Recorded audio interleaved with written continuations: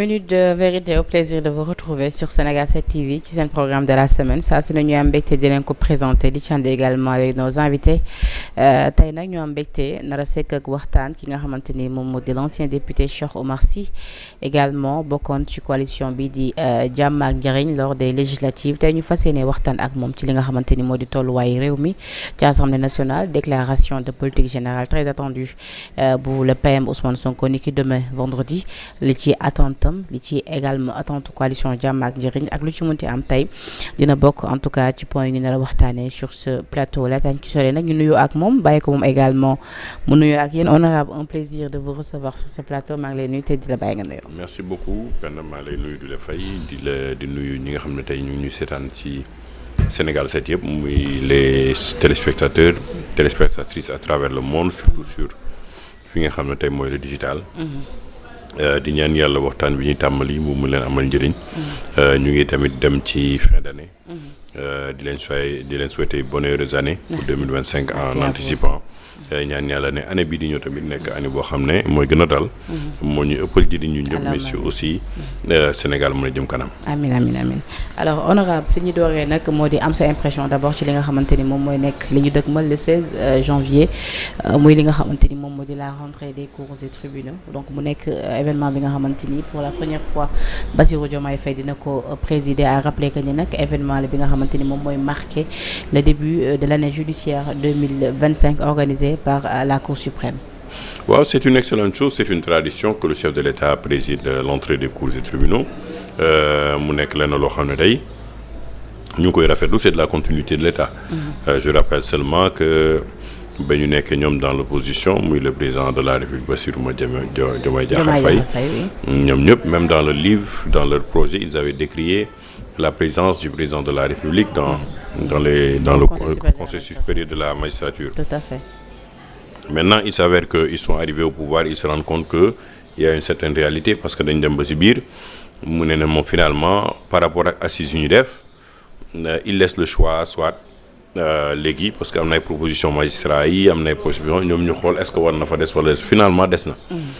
Et nous en son temps on avait jugé que la présence du président de la République est quand même nécessaire parce que ça équilibre au moins li fa nekk en tant qu'acteur parce que ñoom ñëpp. bu ñu leen fa bàyyee mën na nekk benn corps boo xam ne plus ou moins élitiste de seen biir la ñu tëju. yàlla def na ne finalement nangu na ko présider. c'est une continuité je pense que pour un début. ni oui ni non. ni oui ni non bi finalement nekk na oui parce qu'il continue à présider ça. Et je pense que dans cette perspective. mën nañu am xool exactement mais bon maintenant.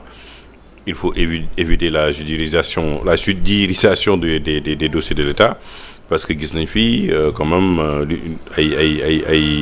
ay mbir yoo xam ne xaw nañu jaaxal par rapport à certaines arrestations quand le Premier ministre lui-même déclare que si j'instruis le ministre de la Justice que dafa war a topp ay dossiers daf ko war a def donc yooyu ñoom pour ñun loolu ñu doon xeex démb ñoom bàyyi nañ ko mais donc bu ñëwee tey ñoom non seulement bàyyi ñu ko mais dañ koy wax est-ce que ay cadre la woon yu ngeen xamante ni yéen a ko doon xaar vu que ñoom bi ñu ñëwee ils ont prôné la rupture. oui mais boo promettre la rupture da ngay xool li nga xam ne ñi nekkoon fii avant defuñu ko nga ne ñu ko doon def yow nga ne doo ko def mais ñooñu sax même bu ñu ko doon def daañu ko woon wax publiquement dañ ko doon refuter mais yow da nga ko wax carrément ci biir campagne ne man le ministre de l'Intérieur le ministre de la Justice amuñu sañ-sañ wax leen def leen lii te duñ ko def donc ça day indi ay sikki sax alors que loolu lañ doon dénoncer démb.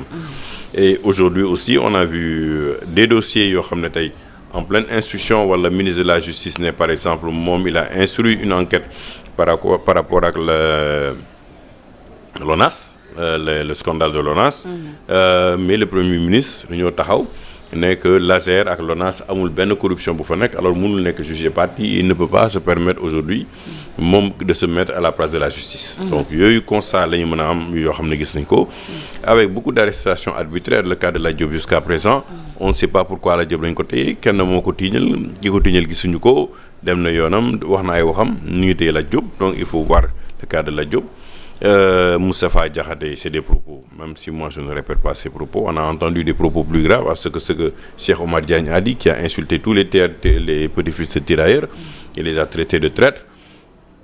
mais loolu moo gën a grave vu l'histoire qui s'est passée au Sénégal. Cheikh Oumar Diagne voilà avec cette polémique qu'il a créée c'est plus grave que ce que Moustapha Diakhaté a dit et pourtant mu ngi toog ci wetu président ba mu génnee ay kàddu yu ñaaw teg ko ci waa Touba wax ay lu muy wax ci mosquée yi wax lu mu wax ci kënu diine yi le président n'a pas réagi aujourd'hui il insulte aujourd'hui la mémoire des Sénégalais bi nga xam ne le président moom ci boppam ak président Ousmane Sonko ñoo toog organiser la commémoration 80 ans ñëpp kontaan pouvoir opposition ñu gis ci loo xam ne lu rafet la ñu def ko ba pare moom ñëw xëpp ci suuf. Et qu'est-ce qui selon vous justifie tey jii ces propos de Cheikh Oumar oui mais tu sais Cheikh Oumar Cheikh Oumar Anne se prend pour quelqu'un qui connaît beaucoup de choses alors qu'il n'est pas aussi cultivé que ça parce que am na ay propos yoo xam ne tu les sors complètement des contextes bu nekkee day jaawale saafir yi li ñu defoon ak les tirailleurs c'est pas la même chose et puis des choses on les contextualise naka la ñu fexe ba jël tirailleurs yooyu lan moo am ñii dañ leen menacé ñii dañ leen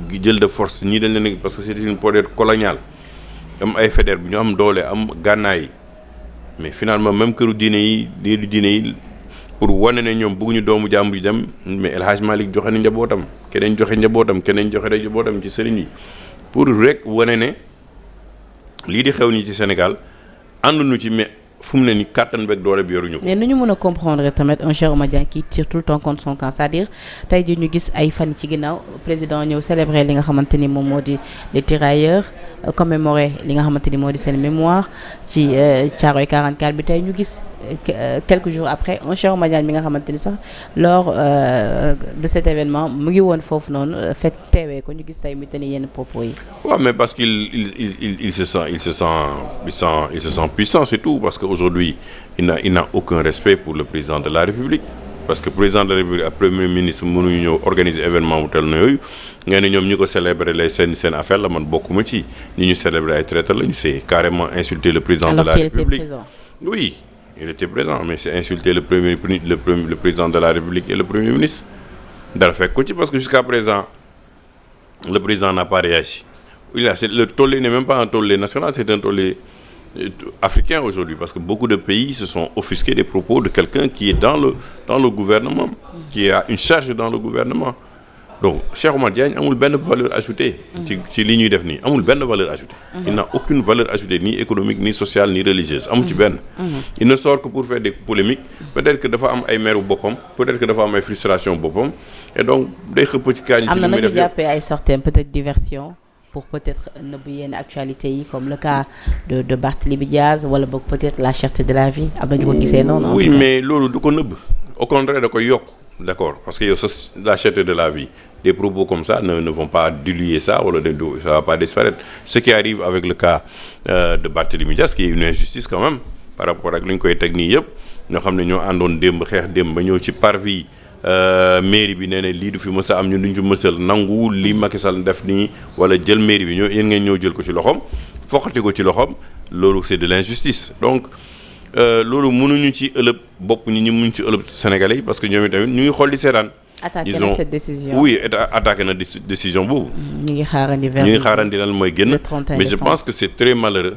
et vraiment le président de la République li ñeel radiation entre temps gis nga li ci conseil constitutionnel wax. waaw ci wàllum députation bi léegi on attend ce qu'on attend à travers la mairie parce que je pense que si quelqu'un a été élu de manière avec le vote universel direct sénégalais votal ko yaa quand même am na jeexdal parce que c'est un magistrat c'est le premier magistrat de la ville il a été élu au même titre qu'aujourd'hui que le président de la République. Oui. Les conseillers aussi ils ont le droit d'accès à leur mairie pour faire le travail mais la police n'a pas le droit d'être devant la mairie et leur interdit waaw mais c'est grave c'est comme si Diomaye ki allait au palais policiers ak gendarme ne ko doo dugg parce que conseil constitutionnel da décidé doo dugg ñëw fermer palais bi alors que les Sénégalais ont voté pour ki nga xam ne mooy Barthélémy Dias voter pour des conseils qui doivent aller se être à la mairie pour faire le travail mais les policiers n'ont pas à leur interdire l'accès donc ça veut dire qu'aujourd'hui ñi nekk au pouvoir sont en train de faire de l'arbitraire sont en train vraiment d'aller parce que ñoom ils ont fait un combat politique donc boo amee loolu à côté nga am un Cheikh Oumar Diagne qui ne fait que sortir des inepties qui ne fait que dire des bêtises président réagir ci day wàññi daraja président bi rek parce qu'à la fin de la journée on dit que c'est le président est faible devant Cheikh Oumar Diagne. mais en tant que conseil parlementaire ndax mën nga ñu expliquer tey jii lu tax tey jii conseil constitutionnel mu ne moom il se déclare incompétent ci li nga xamante ni moom moo di radiation Barthélémy Dias foofu ci Assemblée nationale. Moi ça m'étonne, je suis pas un juriste quand même. ñoom ils l'ont plus ou moins ci li ma lire comprendre ko ils l'ont limité ça au cadre du code électoral. nee na période boobu la ñu mën a intervenir mais le conseil constitutionnel ses prérogatives dépasse le cadre électoral. fii bañ fi dindi Abass Fall lan moo ko dundi donc yooyu yëpp dañu war a xool lan mooy rôle conseil constitutionnel est-ce que dafa war a delloo des décisions et des avis par rapport à des choses qui peuvent avancer la nation. Mais un conseil constitutionnel ne peut pas tout le temps se déclarer incompétent. Sur l'histoire de la parité, c'est de la même chose qu'ils se sont déclarés incompétents. Alors que la parité aujourd'hui c'est une loi qu'il a instaurée. Aujourd'hui un président d'Assemblée nationale est suppléé par des vice-présidents. On commence pas une assemblée par des vice-présidents. Donc tu peux pas dire que le président ne fait pas partie des vice-présidents bu ñu ko élire. Non, il fait partie du groupe, il fait partie des 8 vice-présidents. C'est le premier parmi les 8 autres. Ça veut dire que la deuxième est vice-présidente, mais dañu fokkati 8e place bi par la force jël ko. Ça veut dire que bu nekkee man dama ne rupture lay def, je ne fais pas comme ñi defoon avant, damay def li gën. Mais ñoom fu mu ne nii dañuy jaay ne am nañ ko doole, ils ont la majorité exécutive, am nañu la majorité législative. Mais bon, donc on prend acte, mais ce qu'on voit aujourd'hui ne rassure pas trop. te bi loolu amee gis nañ ci li nga xamante ni moo nekkoon taxawaayu ku mel ni maître Aïssata Tall Sall bi nga xamante ni moom mooy présidente groupe parlementaire bu Takku Wallu boobu Aïssata Tall Sall sax barki démb mardi bi ñu amal li nga xamante ni moom moo di votre projet de loi de finances rectificative numéro 15 2024 donc gis nañu bi fa ki nga xamante ni moo di Cheikh Diba teewee di jën bi ñu nekkoon finance moom Aïssata Tall Sall dafa décrier li nga xamante ni en tout cas moom moo nekkoon conduite li nga xamante ni moom moo di votre projet bi jàpp ne ni daal tey dañ ko salfaañee loñ ci mën a expliquer. Oui mais Penda le budget n'a pas am na sa benn naataango journaliste bu ma ci interroger mu ne ma le budget a été bouclé ma ne ko non le budget a été bâclé. Pourquoi? Parce qu'on l'a fait sur 11 jours. En 11 jours, c'est-à-dire qu'on a installé les députés le 2. La loi de finances initiale n'était pas encore là-bas. Ñu commencé attaquer Barth défenestrer Barth loolu moo nekkoon seen priorité on a perdu presque une semaine ba ñuy indi budget bi teg ko député yi amuñu ci benn temps pour xool ko pour xam li ne ci biir et donc dans la précipitation lañ leen indi la loi de finances initiale ñu ne leen am ngeen 11 jours pour saytu ko boucler ko dans les 11 jours ñu def commission yi ils reçoivent au minimum 4 ministres par jour. Ça veut dire que 3 minutes minimum le député bi am pour mën a laaj ay questions ministre bi. Alors que la loi c'est 60 jours qui te permet au député d'avoir tout le temps de bien regarder le document, de bien en parler. Ci diggante bi ñu bëgg ci insérer la loi de finances rectificative moo xam ne moo waroon jiitu parce que balaa ngay def loi de finances initiale indi loi de finances rectificative bi parce que boobu mooy wane les dépenses réelles. Ci la ñu gis li maître Aïssata wax. Et je salue sa pertinence dans ça ci waxu déficit bi aujourd'hui les recettes ont baissé de à peu près 800 et quelques milliards 854 milliards gis nañu ci biir loolu tamit ne dépenses yi dafa yokk ci dépenses déjà de personnel de 94 milliards. Ah oui. ,7 waaw ñu ngi ci biir donc il y a vraiment un problème parce que ñoom dans toute la précipitation dañu bëgg ëlëb nit boppu nit ñi mais de la même manière ci loi de finances initiale bi ñoom ñi nga xam ne tey ñoo toogoon ne Sénégalais yi que fonds politique dafa xaraam la caisse noire ils l'ont décrié dans leur projet il y avait pour eux 3 priorités yëpp furaas première priorité bi moo doon appel d'offre appel à candidature c'est mort deuxième bi moo doon dindi loi de finances nee fonds politiques yi tey aujourd'hui c'est des fonds politiques yoo xam ne c'est dañuy xaraam il faut ñu dindi ko laalu ñu ci dara bu njëkk bi sax mooy la conseil supérieur de la magistrature dañ ñëwoon loolu moom day dañ immédiatement président bi dañ koy génne ñett yooyu yëpp ils n'ont rien respecté là-dedans tey le budget de la présidence fonds politique yaa ngi fa les dépenses de personnel ont augmenté de 4 milliards le budget de la primature est resté intact de 25 et quelques milliards mu ngi maintenir ba tey ses fonds politiques. temps fan yii passé gisoon nañu fi ay chiffres. ñu ne am na baisse. il y a pas de baisse. il y a pas de baisse loolu moom ñi ko génne woon. sax après loolu rationalisation des dépenses. non dañ ko génnee pour loolu laa la wax pour yàq xelu nit ñi mais ñi ko génnee ci seen bopp mooy viepublique.sn ils sont sortis pour démentir ñoom li ñu waxoon parce que dañ ne woon ne budget primature dañ ko wàññi de 50%. Presque c'est 11 milliards c'est faux c'est 25 milliards. donc amul lu ci budget assemblée nationale dañ ko yokk parce que dañu bëgg a jëndal député ay oto moi je suis pas contre ñu jëndal député ay oto mais nañu wax dëgg bi am donc ils ont augmenté le budget de l'assemblée nationale de 2 milliards ba bëgg yokkal député yi seen salaire. Ah ouais?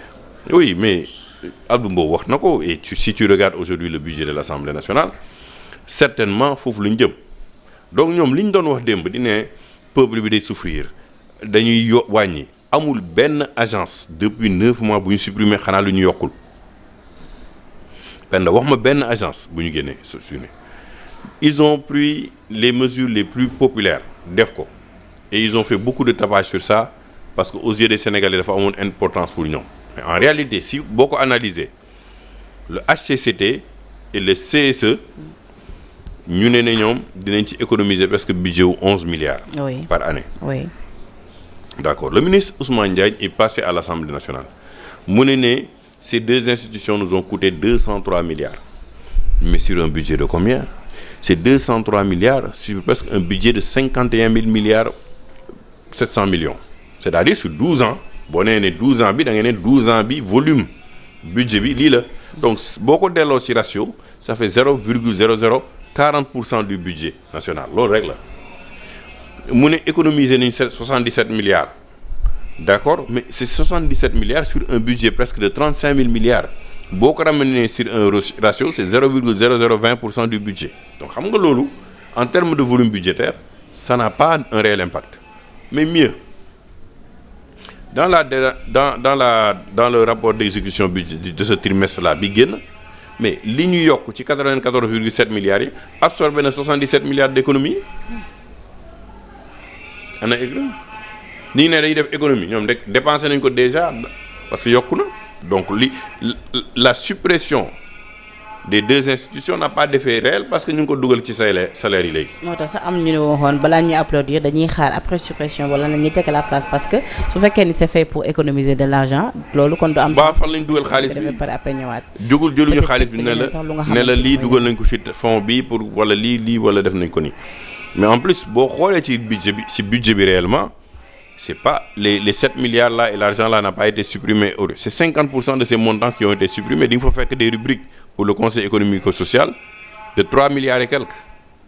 C'est-à-dire que, parce qu'il y a des dépenses courantes, il faut évacuer pour qui bobu. Donc ñom personnel bi parce que nañ batay percevoir une salaire. Personnel yi percevoir luñu ña fa nekkon di siège même bu nekké dañ leen suspend ils ont droit à être indemnisés. Lolu moy loi bi. Donc il y a des choses yo xamné ils l'ont fait de manière arbitraire. Donc, dans le budget. Mais même la déclaration de politique générale. Oui. Nous devons aller fofu. Mais c'est mettre les charrues avant les bœufs. Comment ça? Mais Penda, tout le débat de la déclaration de politique générale m'ont indi conséquences. Le refus du Premier ministre de le faire m'ont indi devenu débat d'orientation budgétaire. Et ça c'est dans la loi. M'ont indi tay nous supprimer l'Assemblée nationale dans la précipitation, ba am situation d'urgence au niveau de l'Assemblée nationale. Déclaration de politique générale bi mo warone ñëk lepp parce que bo togué nek bess man Penda man Cheikh Oumar les partenaires techniques et financiers ñëpp dañuy bëgg déglu xam ñi lan fan lañ jëm. Lan moy sen vision. Mais ñom nenañ le PM n'est pas tenu dans les délais. Si, il y a 3 mois dans la Constitution c'est dit dans les 3 mois. D'accord, même s'il n'est pas tenu dans les délais, mais yo, yaa wara joxé fuñu jëm bo duggé ci auto. Bo ci défé buñ la né dañ ci nar def carburant, di nga wax nit ki fan nga jëm. Né ko damay dem Ndar, bu ma démé Ndar, dina taxaw Louga, dina taxaw fi, dina taxaw Paal, dina def li. Lolu mo don njeexitalu déclaration de politique générale. Bu ko défé député yi dinañu mëna discuter par rapport à l'orientation politique. Et à la vision 2050 bi ñu bëgg proposer. Mais lolu amul. Nga xaar ba député yi voter budget bi ba paré nga ñëw légui di wax. C'est-à-dire que demain On a déjà voté tous les budgets en commission. Qu'est-ce qu'il y a de nouveau à dire? Pas grand-chose. La vision a été expliquée au CICAD 2050. Ñëpp xam nañ ko léegi. Vision 2050. C'est déjà connu. Kon lan moo des? Loolu lañ laaj suñu bopp lan qu'est-ce qu'il va dire de nouveau? Je sais pas. Qu'est-ce qu'il va dire de nouveau? J'espère qu'il ne va pas encore se répéter, diw dafa sàcc, reddition des comptes, haute cour de justice. On l'a entendu et réentendu. Dëgg nañ ko déggaat nañ ko. Li ñu leen wax mooy yéen yaa leen yore exécutif, yéen yaa leen yore législative. Léegi liggéey leen. La répétition est pédagogique. Mais on va répéter quoi? Ni loolu moo ma jaaxal. Non, parce que le budget dit tout. Dans le préambule de la loi de finances, ils ont déjà expliqué l'histoire de la vision. Lan moo fi bees dara du fi bees. Qui connaît un peu le langage que Ousmane Sonko va utiliser, c'est certainement la question encore une fois de plus. Oui, des redditions des comptes, même les 1000 milliards, on s'est rendu compte que du pipeau. Macky Sall porte une plainte parce qu'il y a un document de faux bu génn. Des 1800 milliards. Mais plainte boobu ça entre parenthèses jàpp nga ni c'était nécessaire. Plainte président Macky Sall bi. concernant li nga xamante ni moo di compte mi ñuy annoncé ci banque HSBC. Pour yow jàpp nga ni plainte boobu lu waroon la. Non, lu waroon la man mu nekkoon Macky Sall j'aurais fait la même chose parce que c'est du faux tey. parce que pour Mimi Touré Macky dafa bëgg créer beneen affaire ci affaire bi nga xam ne amul benn affaire Mimi Touré raconte sa vie y a amul benn affaire sur l'affaire ñi raconte c'est un document, c'est du faux. Mais si moi en tant qu'ancien président je vois peut-être que Macky dafa bëgg détourner l'objet li nga xamante ni moo di. Mais il y a un document, un faux document sur lequel on se dit que ça appartient à Macky Sall. Mais nit ko concerné du ko porter plainte pour xam kan mooy bind loolu. Mais c'est grave. Tey bu nekkoon tey Mimi dafa am compte bancaire wala kenn yu mel noonu dans une situation ñu wax loolu moom ñaata yoon la porter fii plainte nit pour wax dara il a le droit de porter plainte parce que c'est sa crédibilité qui est en jeu. Il s'avère que le document est faux parce que pour nga war a mën a wax ci du mel noonu il faut une commission rogatoire mais amul commission rogatoire boo xam ne dafa dem pour saytu ay compte kañ la fi état bi décidé ne commission dafa am gis nañ fi kenn ko Clédor génn di ne woy man dama koo gis c'est pas possible mënoo ko gis parce qu'il y a aucune commission rogatoire bu ñu teg bu mën a saytu wala justice bu décidé dañuy topp diw xanaa dañ koy def c'est la même chose bu le ministre Ousmane Diagne bu ñuy assemblée ne on est en train de mener des enquêtes sur les événements de 2021 à 2024. justement foofu honorable bu ñu duggee foofu comme que déjà tënk nga li nga xamante ni moo di déclaration de politique générale bi ñuy xaar demain ni nga ko waxee moom xaaroo ci grand chose. Et que yaa ngi espérer que ni voilà man déjà j'avais jamais espéré qu'il allait le faire honnêtement loolu laa wax publiquement. Maintenant le fait qu'il le fasse c'est une bonne chose. Donc il me met dans une position où moi-même je peux dire j'ai eu tort parce que man j'ai considéré par tous les actes qu'il pose qu'il ne veut pas faire la déclaration de politique générale. Finalement il a eu le courage de le faire, c'est une bonne chose. Mais xaaruma ci lu bees parce que lañ ci waroon a wax yëpp ca ndélbeel ñu waroon ko wax mais documents yi vision 2050 yi loi de finances initiale loi de finances rectificative wax na ko. Lan la fi war a mën a wax lu bees. D'accord alors léegi-léegi yaa ngi koy junj muy propos yu le ministre de la justice di Ousmane Diagne mais également keroog bi ñuy analyser li nga xamante ni moom moo di projet de loi de finances rectificative bi dañoo dégg ci ki nga xamante ni moom moo di Cheikh Diba mu ne ci projet bi ñi ngi ci mentionné que ni l'État du Sénégal dafa prévoir ab enveloppe bu toll ci juróomi milliards pour indemniser li nga xamante ni moo di les victimes des manifestations pré-électorales nee na sax boobu la enveloppe 8 milliards lañ ko fixé woon après finalement dañ ko indi ci juróomi milliards suite aux efforts de rationalisation consentis nee na par le ministère lu ni mel nag nee na recensé nañ lu toll ci 1875 victimes 112 dossiers déjà approuvé nañ ko nee na 99 déjà fu mu nekk nii jël nañ leen déjà en charge mais c'est-à-dire question bi ma bëgg ñu poser foofu mooy ndax lu ni mel da nga jàpp ne lu ñu waroon xaar la ba ñu boucler li nga xamante ni moo di enquête bi ñu ci war a def parce que ñoom nee nañ il faut que lumière ñu apporter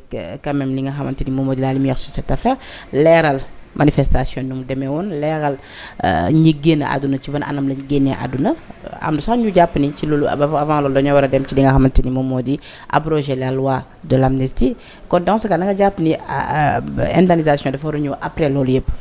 Oui, mais aujourd'hui même j'en parlais mais dégg nga tey aussi les propriétaires de stations yi ñu attaqué woon nee nañu ne ñoom 1 milliard doyul. oui parce que déjà affaire c'est-à-dire manifestation. amul donc mais yow y a une loi. pouvoir comme opposition et entrepreneur. mais loolu laa la wax mais y a une situation qui s'est passée dans le pays à quel moment ñoom la ñuy egsi ba war a mën a identifier les victimes en moins de 9 mois ba teg benn enveloppe bu 5 milliards ba ñu ne dañ leen di indemniser. L'enveloppe de 5 milliards là, elle devait être prévue dans la loi de finances initiale et non dans la loi de finances rectificative. Ils viennent de s'installer. On n'a pas mené d'enquête. Mais d'accord, quand moi victime, oui. Où est la liste des victimes? Est-ce qu'elle est disponible? Comment elle a été faite? Il y a une loi d'amnistie qui est là. À quel moment on a enlevé la loi pour permettre de dire que Cheikh Omar est une victime ou une pas victime? Quand moi décidé de victime là wala d'une victime? Xana El Hadj Diouf ñu la kon kërëm du victime. Xanaa Makhtar Ba bi ñu lakkoon këram du victime ñi nekkoon ci biir tata bi te dee fa te cocktail molotov rey leen du ñu ay victime. ba ci ñenn ci force de défense. moom laa lay wax ki ñu sànni woon brique. policier bi du victime. mais naka la ñu déterminer ne diw victime na ak diw du victime loolu laa bëgg a xam ba ñu war a mën a teg une enveloppe de 5 milliards. ça veut dire qu'il y a une totale opacité autour de cette enveloppe de 5 milliards là. Dans la même loi de finances rectificative la ñu prévoir 8 milliards te 8 milliards yi furaas ba léegi ñu nekk Fouta gisuñu ko ñu nekk Tambacounda gisuñu ko ñu nekk Podor gisuñu ko ñu nekk feneen gisuñu ko. Ça veut dire que c'est 13 milliards aujourd'hui dans le vent dont on discute te xamuñu exactement est-ce que état bi exécuté na ko wala exécuté wu ko. Pourquoi mettre ça dans la loi de finances rectificative et non dans la loi de finances initiale nga xam ne 2025 la ñu indemniser yéen defagu leen fi 1 an. xam ngeen déjà ne am na 1875 victimes. ba ñu jël ci déjà en charge 99. waaw mais naka lañ koy defee sur quelle base il y a de l'arbitraire là-dedans parce qu'on considère qu'il y avait 2 protagonistes il y avait Macky Sall il y avait Ousmane Sonko il y avait les forces de défense et sécurité il y avait le Gatsa yooyu yëpp ñu ngi fi fekkee nañ ko fi donc il y avait des gens qui disaient aux jeunes sortez il y avait un autre qui disait aux forces de défense défendez le pays. Le général Moussa Fall, je le dis souvent, n'est pas sorti lui-même de manière de sa propre décision pour ne taxaw ne gendarme yi génn leen ngeen di doon nii. Moussa am na benn plainte bu ñu ngàdd ci kaw. Non, c'est fallacieux de porter plainte contre le général Moussa Fall. C'est même dangereux d'entrer dans ces dispositifs-là. Parce que le général Moussa Fall n'a pas décidé de lui-même de faire ce qu'on lui a demandé de faire. Le ministre Yoro Dia cabale la contre le général. Ouais, mais c'est une grande cabale et en plus que ce soit lui, que ce soit Kandé, c'est des gens qu'on a formés, des généraux, qu'on a formés dans une armée. Une armée, c'est pas pour aller danser, c'est pas pour aller faire des jeux de mots, c'est pas pour aller faire du sport. Une armée, c'est pour défendre un pays. C'est au-dessus de la personne de Cheikh Omar Sy, c'est au-dessus de ta personne. Si on le dit, défendez l'État, ils défendent l'État, au prix de ceux qui vivent dans cette nation-là. Parce qu'il y a des situations qui se posent, l'armée ne réfléchit pas. La première chose, c'est que l'État reste debout. Si l'État n'était pas resté debout, si le général Moussa Fall n'avait pas défendu le Sénégal dans ces heures sombres-là, nga foog ne Diomaye ak Ousmane Sonko dinañ dugg palais duñ dugg palais. Si le général Kandé n'avait pas fait ce qu'il avait fait en Casamance, je pense qu'aujourd'hui la Casamance aura la paix. duñu am jàmm ñooñu dañ leen war a éviter di leen politiser dañ leen war a protéger technique général Moussa Fall bu ñu ko wàcceewul woon les mêmes décisions qu'il avait pris avec Macky boo ko Diomaye joxewaat mu def la même chose parce que ils servent un État il faut les respecter pour ce qu'ils sont en train de faire. Il faut éviter de dénigrer les gens qui nous protègent, qui protègent. Parce qu'une fois que tu commences à dénigrer nos généraux, mais tu crées une situation extrêmement dangereuse pour l'ensemble des forces de défense et de sécurité. Ça veut dire que tu les rends très vulnérables. Au contraire, il faut les protéger, jox leen seen gëdd, jox leen seen jëmm, ba pare bàyyi leen. Parce qu'aujourd'hui, quand on gère un État, il y a des erreurs qui se font. Bill Clinton, lan la fi deful comme erreur? Obama, lan la fi deful comme erreur? Bush, naka lañ ko def? waaw mais nañu prouver ne def na ay torture. Le commandant Ibrahima Diédhiou. waaw mais kooku tamit on a vu que lui il n'est pas propre comme neige. On a vu que lui aussi ses antécédents sont pas propres. De ce qu'il a fait, de ce que j'ai lu, xaw ma nag mais de ce que j'ai lu. Mais ça c'est pas le plus important. C'est qu'il faut se contenter vers l'essentiel. Il faut protéger notre armée, il faut les rendre loo xam ne ñoom c'est seen devoir dans leur exercice. des gens qu'on protège dans l'exercice de leurs fonctions et de ne pas les affaiblir. Mais ku xaar ci armée ku xaar ci ay ñi ñoo xam ne dañ leen ne joxe leen seen bakkan ñu nekk di nekk des gens tendres avec les populations par rapport à des situations boo xam ne dañu waroon l'État était en danger. am na ñoo xam ne dañ newoon nañu déloger du président de la République am na ñu doon lakk ay këru jàmbur am na ñu doon attaqué ay bus am na ñu doon attaqué ay Auchan am na ñu doon attaqué ay lu ne gis nañ ko mais oui il y a eu excès de force ñu mën nañu xool excès de force yi. mais bu ñu réglé di problème yi yëpp déjà est-ce que kon dina jarati ñu yegg ci li nga xamante ni moo di abroger la loi d'amnistie. Je veux dire déjà mais c'est-à-dire que ñoom instant bi oui. Ils essayent de faire fi de la loi. C'est pourquoi j'ai dit que Ousmane Diagne a tort de dire qu'il a commencé des enquêtes pour identifier ce qui s'est passé de 2021 à 2023 parce que ba tey 2024 parce qu'il y a une loi d'amnistie na am sañ-sañ nee nañu abroger loi bi. C'est ça le courage qu'il doit avoir, c'est de dire que la loi d'amnistie dañ ko war a dindi pour moom mu mën a def enquête am mais il ne peut pas poursuivre qui que ce soit comme ci poursuivre war nga ko mën a porter plainte parce que aujourd'hui la loi existe. Moi je suis contre la loi d'amnistie. J'ai dit que j'étais contre et je reste contre cette loi-là mais je n'admets pas aussi que d'autres injustices se fassent parce que tey le président de l'Assemblée nationale El Malick wax na ko fii ne que oui on va enlever la loi d'amnistie de manière partielle. Ça veut dire quoi? ñun ñu intéressé ñooy nekk victimes yi ñu intéressé tamit ñu protéger leen parce que xam nañ ne am na waxtaan bu fi am ba Macky Sall jël décision de loi d'amnistie bi le président Diomaye wax na ne fii waxtaan nag Amadou Sall c'est lui qui l'a révélé kenn wax loowu ko moom moo ko waxal boppam. Donc il y a des choses et des faits qui sont posés. En plus le ministre Moustapha Ousmane Diagne ne peut pas être moom mi nga xam ne mooy def enquête bi il est juge et partie. yow sa ministre le premier ministre nee na la bu ma la nee defal ça veut dire que yow tu ne peux plus être crédible dans cette histoire-là. Il faut une commission d'enquête indépendante composée de gens indépendants ñu teg commission d'enquête indépendante boobu ñu ne par rapport aux événements de 2021 à 2024 on va identifier les acteurs on va identifier qu'est-ce qui s'est passé maintenant on s'assoit autour d'une table président jël décision on va vers une réconciliation nationale. léegi yaa ngi nii yow vous avez toujours été contre li nga xamante ni moo di loi d'amnistie alors que dégg nañu Aïssata Tall Sall ni pour abroger ko moom limite dina nekk chose impossible. waaw mais moom xam nga juriste la donc elle a explicitement elle a expliqué et elle a raison d'une part que mais boo dindi loi d'amnistie bi kon ñi nekk palais dañuy delluwaat kaso. parce que loolu moo leen génne kaso di. mais laaj naa ko benn juriste mu ne du leen concerné parce que ñoom dañoo am li nga xamante ni moo di immunité. ban immunité la. le président de la République ak le PM. le PM n'a pas d'immunité. ban immunité moo nekk ci PM. non soyons logiques avec nous-mêmes si on veut que la loi d'amnistie soit levée il faut que tous les protagonistes de cette période-là payer le prix. On ne peut pas aller dire que Macky Sall va payer le prix après ñi dañu am immunité duñ fi toog parce que ils étaient les protagonistes directs ñoom ñoo indi xeex bi entre ñoom. Macky Sall n'est plus président. Oui, mais Macky Sall n'est plus président mais c'est un ancien président au même titre que le président actuel qui jouit d'une immunité.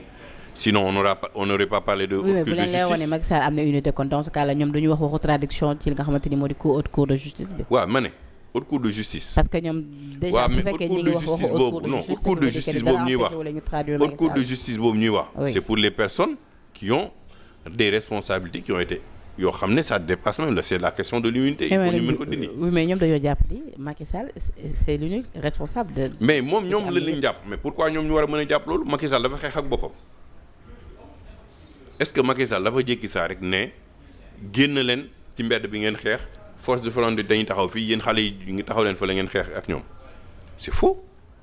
Ousmane Sonko a explicitement il a ouvertement dit dañuy gatsa dañuy def yëfu Samuel Doe dañ koy génne palais.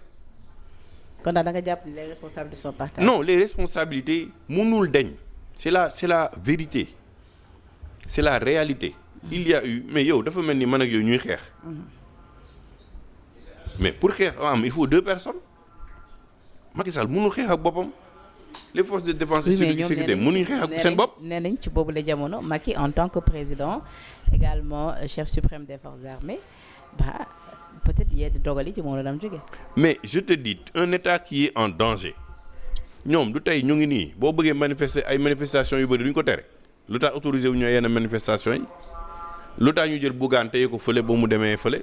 Tamba parce que c'est un président de la République c'est l'armée qui protège le président de la République c'est les forces de défense et de sécurité qui protègent le premier ministre donc moom en tant que président ñu ne ko yow dëkk bi ñu ngi attaqué ñi ci ay Auchan di attaqué ñi ci station de service bi nekk autoroute à péage lan moo ko lakk bi nekk Sacré-Cœur lan moo ko lakk bi nekk Supéco bi nekk Golfe Sud lan moo ko lakk mais c'est des jeunes à qui on avait demandé d'attaquer de sortir mais qui a demandé à ces jeunes de sortir c'est Macky Sall je veux savoir. loolu la ñu war a leeral nag. ah non mais non kan moo laaj population bu mu génn wala force de défense yi dañoo waroon toog ñu yàq dëkk bi yëpp toj nañu di BRT yi yàq fi ñu yàq yëpp après ñu ne Macky Sall moom moo ko def je suis désolé si Macky Sall est responsable parce qu'il y a excès de force je peux être d'accord par rapport ak nu ñu traité yenn nit ñi par rapport ak torture yi wala affaire yooyu autant Macky Sall est responsable dans cette période-là autant Ousmane Sonko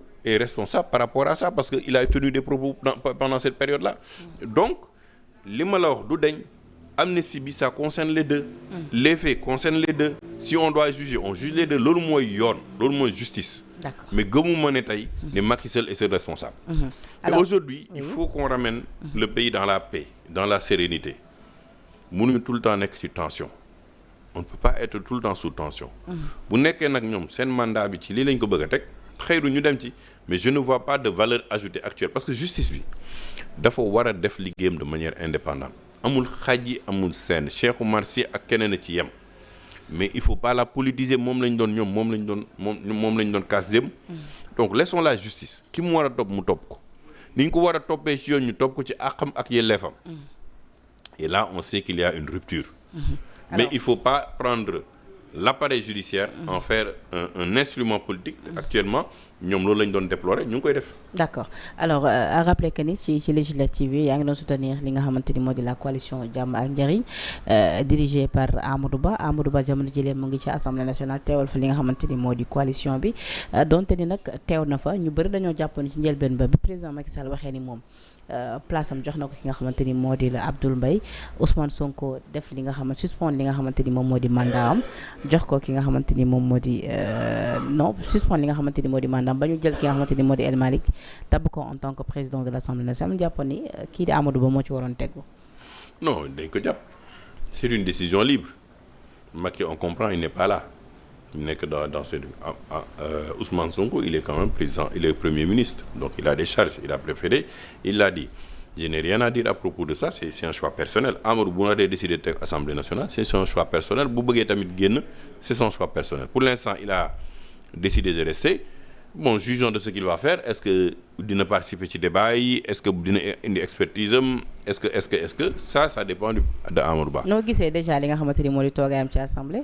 non mais toogaayam c'est un toogaay dañ koy fàttali y en a même qui se demande est-ce que Amadou Ba oui mais toogaayam assemblée bi mu ngi soog a commencer mu ngi soog a door donc on va juger mais avec le temps mais Aïssata lañu gën a sentir. waaw mais Aïssata parce qu'elle est présidente de groupe parlementaire. waaw ça aussi c'est vrai.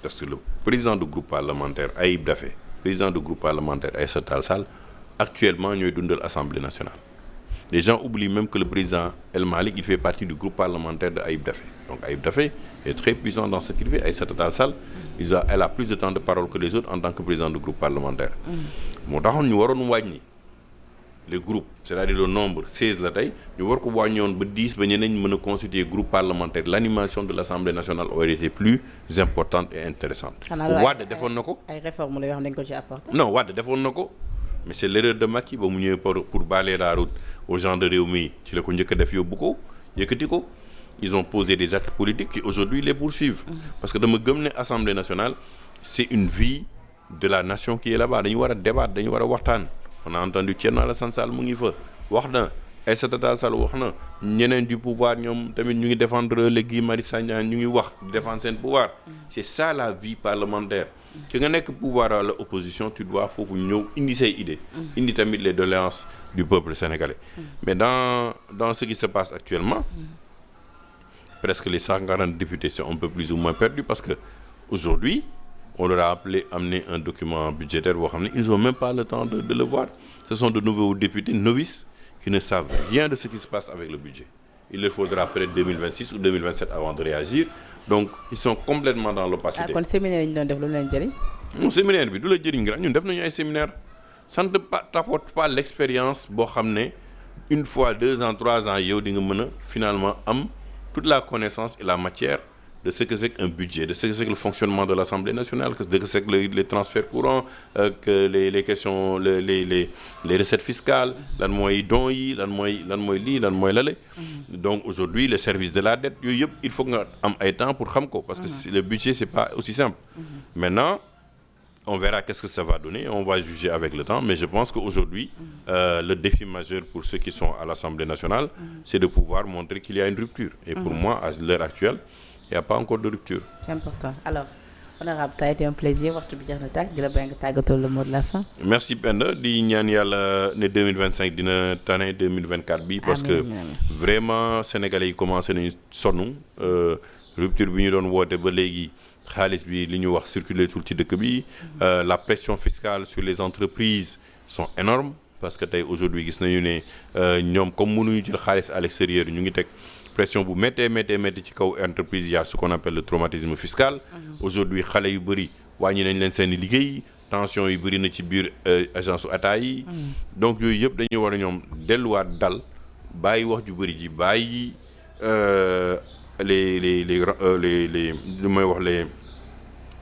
d'essayer de faire une vengeance par rapport ak ñoom fu ñuy toog am yore pouvoir bi, delluwaat seen xel ne ils ont des objectifs à atteindre, création d'emplois, création d'économie, structurer les entreprises pour ñu mën a nekk des entreprises compétitives, ñu war a mën a dem vers l'essentiel. Vraiment ñi ñuy delluwaat ci jàmm, qu'on soit encore une famille boo xam ne tey notre priorité à nous tous, c'est non pas d'être seulement que l'économie sénégalaise marche, mais que nous soyons aussi des fers de lance pour mën a conquérir l'Afrique de l'Ouest, mais l'Afrique de manière générale, c'est là où la vraie question nekk. C'est important. Alors mu nekkoon ki nga xamante ni moo di Cheikh Oumar Sy, ancien député également bokk ci coalition bi di Jàmm ak Njariñ. Donc tey ñoo amoon mbégte sekk ak moom waxtaan waajal li nga xamante ni moom moo di déclaration de politique générale bi ni ki ëllëg am ci gis-gisam également am gis-gisam ci li nga xamante ni moom moo di taxawaay bi foofee ca Assemblée nationale yeneen ponk yi gën a fës ci actualité bi. Donc ça a été un plaisir de le recevoir sur ce plateau de Minutes de Vérité. Di remercier également la régie, Babacar moo nekkoon ci machine bi, di remercier tuuti ak ñëpp ñi nga xamante ni saa su ne ñu ngi jàpp ci liggéey bi, yéen également suñuy fidèles internet yi nga xamante ni safoo programme yu Sénégal 7 TV ñu ngi leen di jaajëfal, jërë ngeen jëf.